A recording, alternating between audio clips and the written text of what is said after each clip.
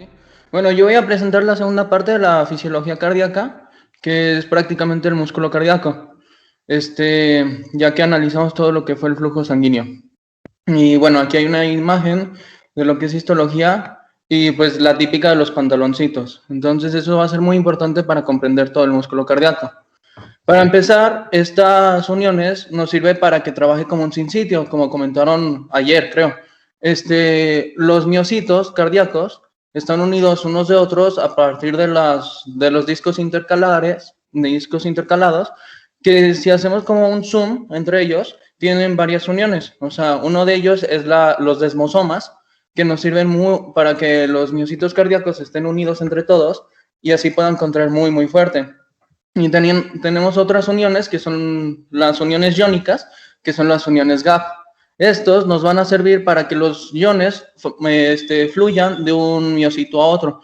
Entonces, para la despolarización y la contracción va a ser muy importante para todo lo que viene siendo el potencial de acción. Tenemos dos sinsitios, prácticamente tenemos el sinsitio auricular y el sinsitio ventricular. Ahorita vamos a analizar por qué se consideran como dos. Y pues ya para el potencial de acción tenemos pues lo que viene siendo el potencial de acción del músculo cardíaco y el potencial de acción del sistema de conducción. Ahorita vamos a iniciar con el músculo cardíaco, pero siempre que pensemos en corazón es muy importante pensar que son como dos partes, el sistema de conducción y el sistema cardíaco. Entonces, en los dos sistemas vamos a tener tres canales principales. Los canales rápidos de sodio, los canales lentos de calcio, que también se ha demostrado que entra calcio y sodio por ahí, y los canales de potasio. De los canales de potasio vamos a tener tres canales principalmente. Los canales de flujo de potasio, que esos van a estar abiertos todo el tiempo, los canales rápidos de potasio y los canales lentos de potasio. Entonces, ya analizando el potencial de acción del sistema muscular, el sistema de contracción, es muy característico, que se caracteriza por tener una meseta, que es la diferencia del músculo esquelético, esta meseta. Y tiene cuatro fases, la fase 0, 1, 2, 3 y 4. La fase 0 es cuando se abren los canales rápidos de sodio. Estos canales rápidos de sodio van a hacer que se inicie el potencial de acción y pues ya se despolarice toda la célula. Después se van a cerrar y se van a abrir los canales de potasio rápidos y después se van a cerrar y después van a abrirse los canales de calcio. Estos canales de calcio van a ser súper importantes porque a partir de ese calcio se va a llevar a cabo la despolarización de la célula y la contracción. Prácticamente todo el calcio que entra a la célula del miocito cardíaco es del líquido extracelular, a diferencia del músculo esquelético que viene del retículo sarcoplásmico. Y pues es muy importante el calcio para que haga la contracción sostenida y dure más la contracción, muy característica de la célula cardíaca, y así se logra la meseta. Después de un cierto tiempo, se frenan estos canales de calcio y pues siguen los canales de potasio lentos y pues más los canales de potasio rápidos que ya comenté, y pues ya se llega a la hiperpolarización. Esto es súper importante pues porque ya así hay un ciclo y el momento que llega hasta abajo pues se vuelven a abrir los canales de sodio y se repite otra vez, pero pues siempre desde la despolarización, siempre desde el sistema de conducción. Las fibras musculares, estas que tienen discos intercalados y las uniones GAP, transmiten el impulso del potencial de acción a 0.3 a 0.4 metros por segundo, mientras que el sistema de conducción de Purkinje lo hace 4 metros por segundo, entonces pues es muchísimo más. Y luego tenemos el periodo refractario. El periodo refractario es ese periodo en donde no se puede generar otro potencial de acción, y tenemos dos, el periodo refractario absoluto y el periodo refractario relativo. El periodo refractario absoluto, pues es cuando ya los canales están abiertos, o sea, cómo se puede despolarizar algo que ya está despolarizado. Entonces, es en la fase 0, 1, 2 y la primera mitad del 3. En la primera mitad del 3 porque los canales de calcio y de sodio están bloqueados, por la morfología de los canales, tienen como una compuertita y esa compuertita se abre a partir de la mitad de la fase 3. Después de la fase 3 es cuando ya empieza el periodo refractario relativo, que es cuando con un estímulo muy fuerte se puede abrir antes de que llegue a la fase del potencial de membrana en reposo. Y ya. Siguiente, ¿verdad? Bien. Ahí puede originar un nuevo estímulo.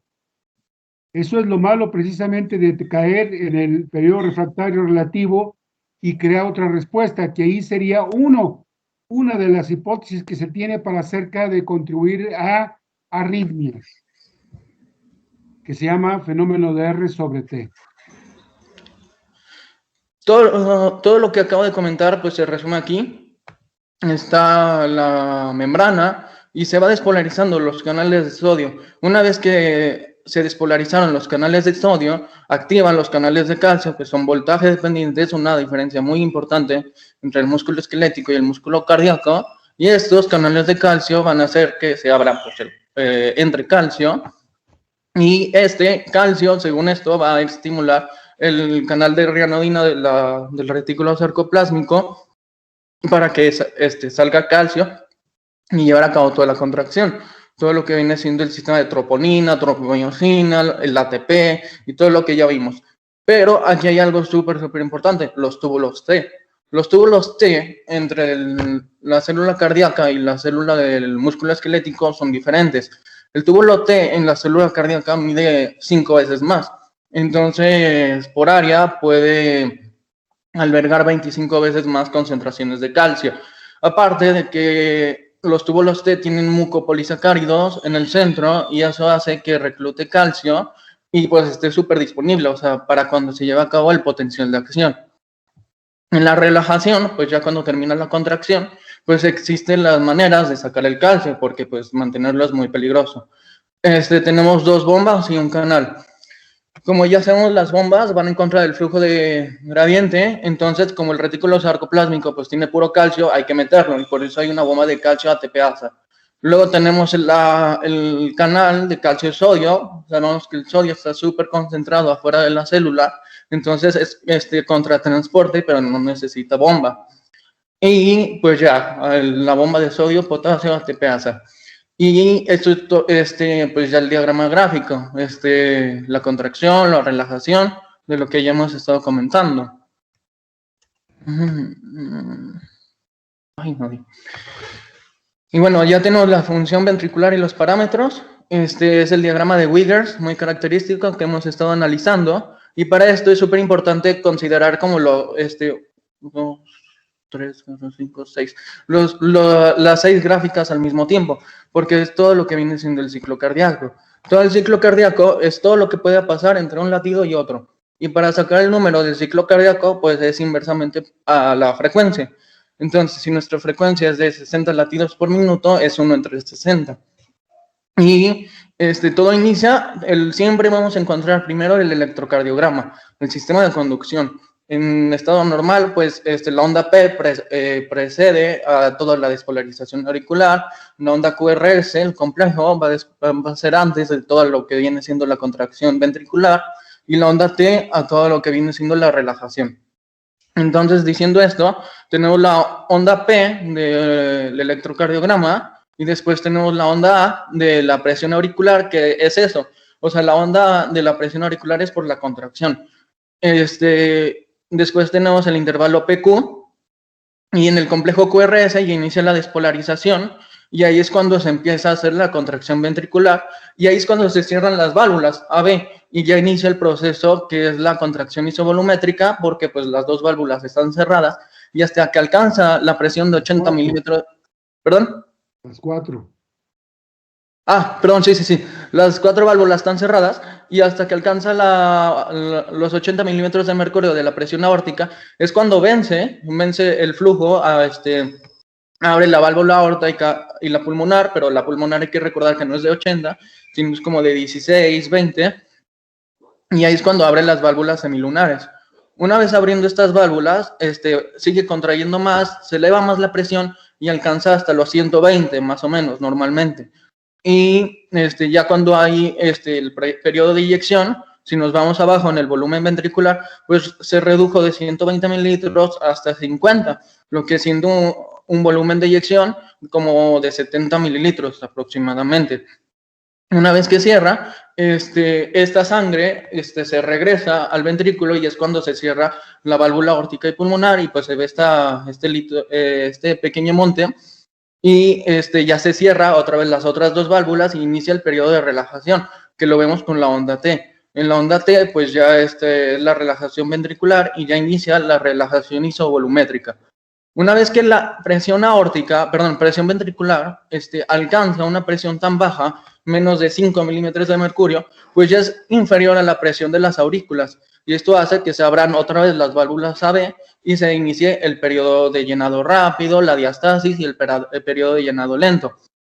Es la sístole auricular. Entonces, lo más importante del periodo de llenado, pues viene siendo cuando se abren las válvulas AB, que ni siquiera se registra en la presión ventricular, porque está súper distendido. Entonces, ahí se llena un 70-80%, y ya el otro 20%, 30% restante, pues es en el periodo de diastasis y la contracción auricular. Esto es súper importante porque en las patologías auriculares, pues muchas personas pueden vivir normalmente, sin darse cuenta. Sin Porque contracción auricular. sí. Sin contracción auricular, o sea, la fibrilación auricular. Sí, sin contracción auricular, eso. Sin contracción auricular, porque prácticamente se está llenando el ventrículo a una cantidad proporcionalmente efectiva. Y ya, tenemos de las presiones auriculares A, C y V. La A, como ya mencioné, pues viene siendo la contracción auricular. La C es súper interesante porque es la protrusión hacia atrás de las válvulas. Entonces, esto hace que... Ay, perdón, Esto hace que la sangre se regrese a la aurícula y pues se note esta pequeña onda. Y la V es cuando viene de la sangre de las venas, vena cava superior e inferior. Y es la que se registra. Y pues ya, bueno, y los ruidos cardíacos. Los ruidos cardíacos normalmente va a ser el primer y segundo ruido cardíaco, que el primero es por el cierre de las válvulas AB y el segundo por el cierre de la válvula aórtica y pulmonar. Y bueno. el tercer ruido. El tercer ruido, cuando existe disfunción ventricular y la sangre al chocar al ventrículo produce un ruido extra. Y entonces se oiría como cadencia de galope. Gracias, doctor. Y el cuarto, cuando existe también rigidez del ventrículo izquierdo, entonces la contracción del auricular chocaría contra una cavidad con mayor presión y lo que hace es producir un cuarto ruido, que ese es de la rigidez del ventrículo izquierdo que se puede encontrar en el infarto del miocardio o en hipertensión arterial sistémica o en estenosis aórtica. Gracias, doctor. Y bueno, tenemos esto de que son las curvas de presión del ventrículo.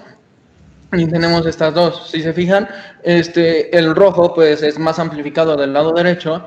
Y aquí hay que considerar dos cosas muy importantes. El sistema cardíaco trabaja principalmente por la ley de distensión, que es la de Frank Starling. Mientras más se distiende el músculo, las fibras están superpuestas y gracias a eso pues contrae mejor. Entonces, lo normal es que se llene de 50 mililitros a 100 mililitros y ese es pues el periodo de llenado y el sistema la contracción isovolumétrica vence, se vuelve a vaciar, se eleva a 120 milímetros de mercurio y la relajación isovolumétrica. Aquí es súper importante por patologías o por cuando hacemos ejercicio, pues se llena más el corazón y eso hace que se contraiga mucho más. Entonces, normalmente estamos manejando una presión de 120, pero puede llegar a una presión ventricular izquierda de hasta 200, dice, según el experimento. Entonces, pero pues ya es muy peligroso. Y la capacidad máxima de distensión del corazón hasta llegar a un grado patológico es de 150 mililitros. A partir de los 150 mililitros, pues ya se vuelve inefectivo. Y está padre este diagrama. Son 4 fases, la fase 1, 2, 3 y 4. Entonces, terminando la fase 1, es cuando se cierra la válvula mitral, las auriculoventriculares, y terminando la fase 3 es cuando se cierra la válvula aórtica y pulmonar. Nada más para esquematizar otra vez todo el ciclo. Bien, utilización del oxígeno. El oxígeno, pues, prácticamente todo el oxígeno del 70 al 90%, pues es por el metabolismo oxidativo de los ácidos grasos. Del 10 al 30% se puede usar lactato y glucosa y la eficiencia cardíaca es del 20 al 25%. ¿Qué quiere decir?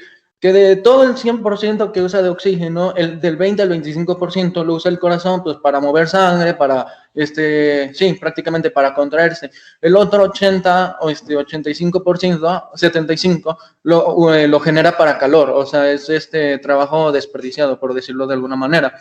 En insuficiencia cardíaca, este trabajo de eficiencia cardíaca se torna hasta el 5 al 10%. Y luego, el trabajo del músculo cardíaco hay dos. Uno que se llama índice de tensión, tiempo de contracción, y bueno, no lo anoté, pero es trabajo de, no me acuerdo, cinética de flujo. Entonces, está el índice de tensión tiempo, que aquí dice que el corazón va a trabajar por el tiempo que esté contraído y y qué tanto esté contraído. Entonces, por ejemplo, tenemos aquí el del 50 mililitros a 120, o sea, ahí ya está tenso, o sea, se empieza a dilatar y empieza a contraer y pues está padre.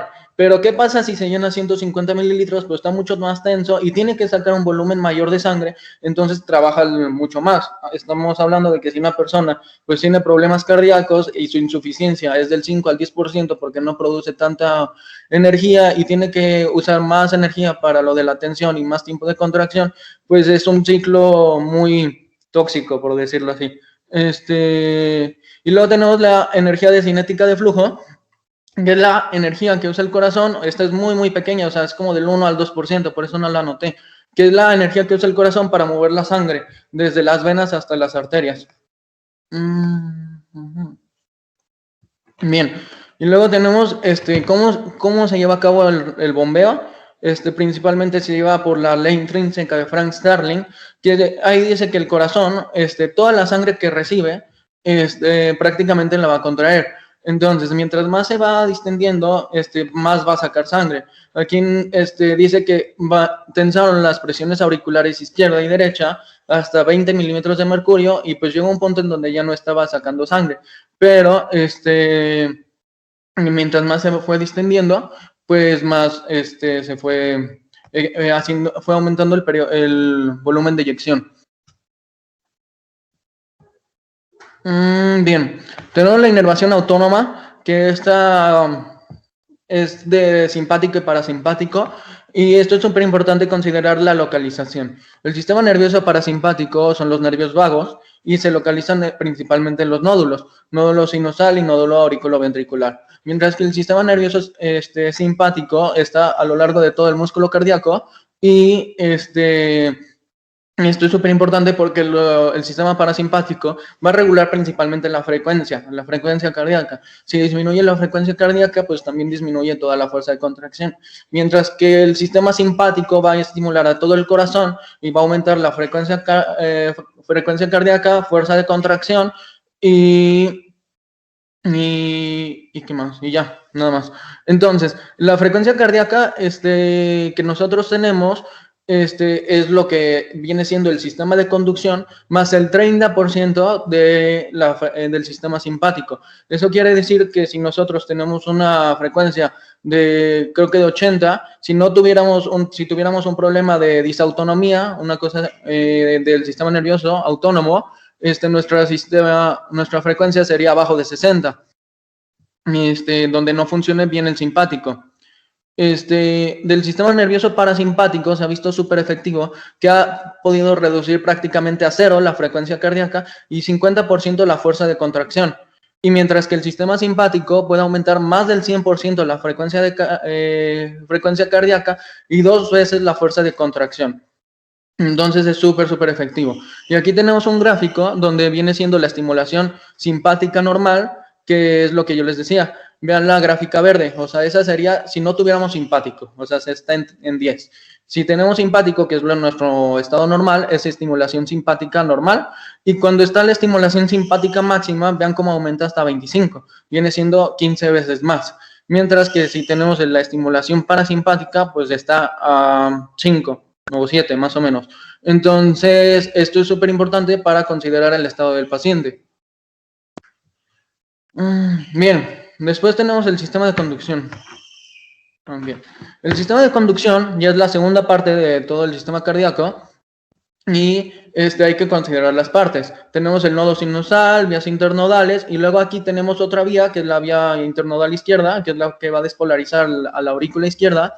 Después tenemos el nódulo AB, la rama del haz de His, izquierda y derecha y las fibras de Purkinje. Aquí este es el segundo gráfico que necesitamos para considerar del potencial de acción, donde va a ser diferente al de la meseta. Aquí van a ser prácticamente los mismos canales y lo importante de esto para entender por qué el corazón es el marcapasos del nodo sinusal es porque sus células están tan especializadas que tienen una sensibilidad menor. Mientras que el sistema, vean, aquí está el verde, fibras de músculo cardíaco, está a menos 90, menos 80. El potencial de membrana, las fibras del nodo sinusal van a estar a menos 55. Entonces, a menos 55 se van a abrir los canales de sodio y cuando se abren los canales de sodio a menos 40 es cuando se van a abrir los canales de calcio, a diferencia de la meseta que tiene que alcanzar los 20 positivo para que se abran los canales de calcio. Aquí se necesita menos 40. Una vez que se abren los canales de calcio, pues entra sodio y calcio hasta 0. Y en ese punto se cierran, o sea, se cierran los canales de calcio, se cierran los canales de sodio y se abren los canales de potasio. En ese momento hace la hiperpolarización y cuando alcanza los menos 55 es cuando se cierran los canales de potasio, o sea, están programados para que se cierren ese voltaje y se vuelven a abrir los canales de sodio, canales de calcio, los canales de potasio. Entonces es un ciclo y gracias a esto es el sistema de autoexcitación, el automatismo y pues gracias a esto tiene su ritmicidad. Bien.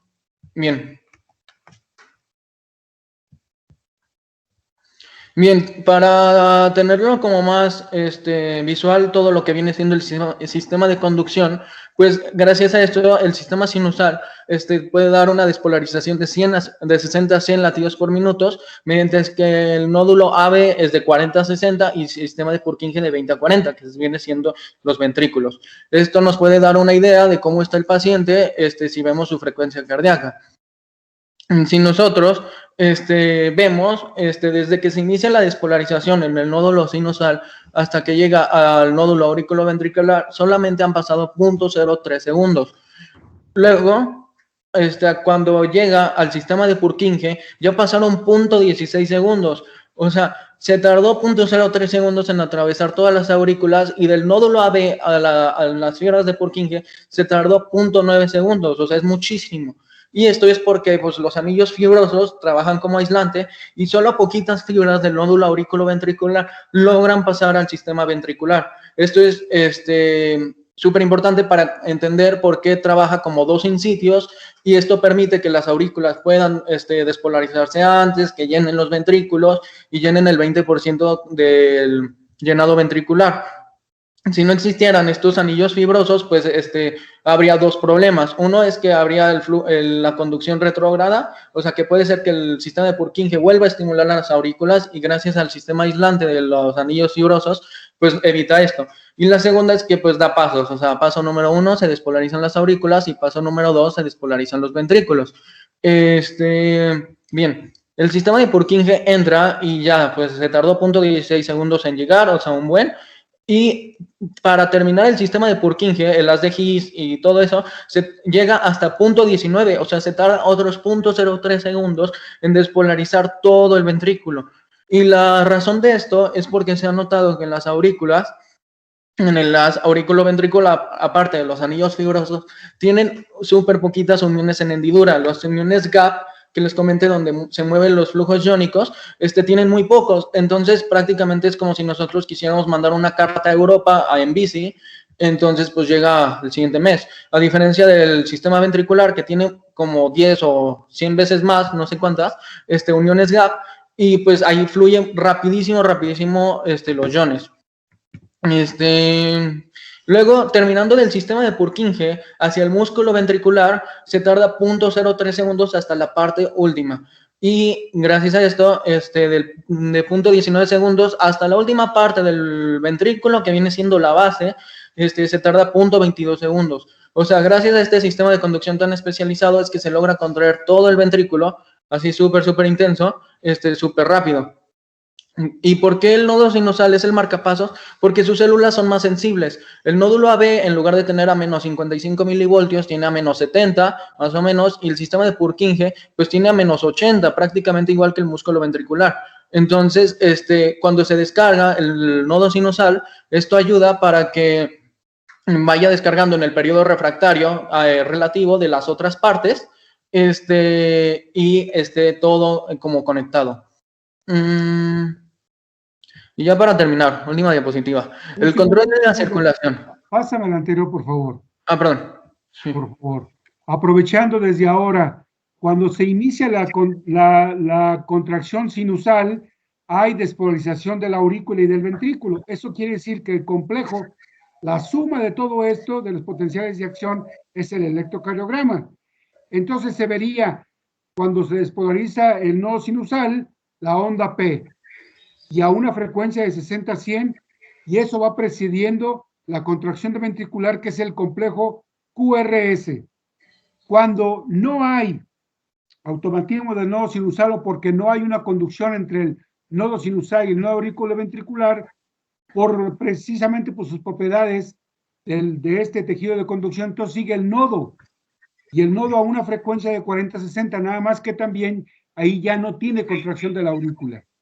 La contracción de la aurícula puede ser en forma retrógrada, hacia atrás, y la frecuencia ventricular es menor. En el electrocardiograma no veríamos onda P. Y ahora, si se pierden las dos, porque eventualmente puede ser, entonces el Purkinje late en forma también automática entre 20 y 40 latidos por minuto, y allí el complejo ventricular es más ancho, sin que se preceda una contracción de la aurícula. Esto es precisamente el primer punto que tenemos que ver en un electrocardiograma: es qué ritmo es. ¿Es sinusal? ¿Es nodal? ¿O es del Purkinje, que se le llamaría idioventricular? Porque eso implica precisamente cómo está ese ciclo cardíaco. Adelante, por favor. Gracias, doctor. Y ya para terminar, tenemos el control de la circulación, que pues se puede controlar de tres maneras. Primeramente, cada tejido regula mediante los podocitos el uso de su oxígeno, cuántos nutrientes necesita y la acumulación de CO2. Y esto lo logra mediante dilatando o contrayendo cada vaso, y además hay una colaboración neuroendocrina, lo de los sistemas simpático, parasimpático, adrenalina y aldosterona. Luego tenemos el segundo gasto mecanismo, que es el segundo gasto cardíaco, y es la suma de todos los flujos locales. Aproximadamente el 60% del gasto cardíaco es el que es el periodo de eyección, y la ayuda autónoma, pues es lo que ya vimos, todo lo que viene siendo la autoexcitación, el sistema de Frank-Starling, y el último método es la presión pendiente, o sea, de todo lo que viene siendo cuánto necesita el tejido, cuánto está en periodo de eyección o precarga. Si hay una presión arterial aumentada, pues hay mayor fuerza de contracción, y luego hay contracción de cuando hay presión arterial disminuida, empieza una contracción sistémica, y luego también de las grandes venas para aumentar la precarga y aumentar el periodo de eyección y así subir la presión, y además hay una contracción arteriolar de todos los tejidos superficiales para que se acumule la sangre en los grandes vasos. Y ya. Muy bien, muy bien.